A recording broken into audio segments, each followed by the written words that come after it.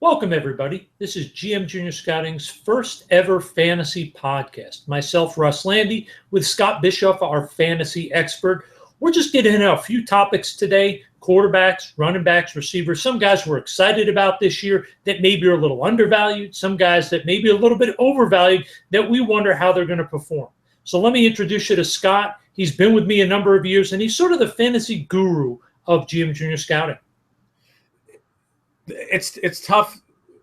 So hi everybody. I don't know that there's such a thing as a fantasy guru at this point. There's so much information. It used to be, 10, 12, 15 years ago, people who did a lot of digging and put a lot of time in could be considered that. But now there's so much information everywhere, and honestly, the fantasy market's been flooded with tons of talent, and it's just one of those things where,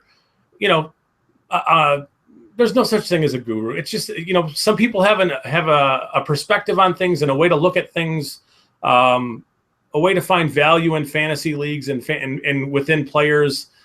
It just depends on what you're looking at. I kind of like to dig in the numbers, and I go with a lot of instinct. So I kind of bristle at the concept of what a fantasy guru is. I'm not even sure.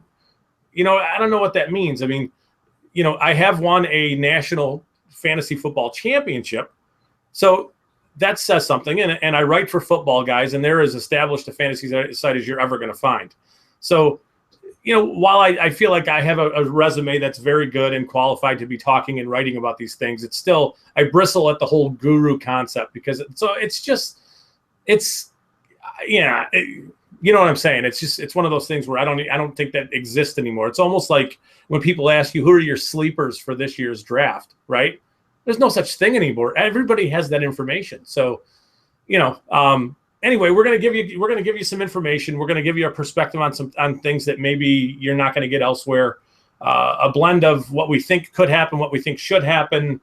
A lot of times that doesn't happen. But it's more the mentality behind the process of making that kind of choice.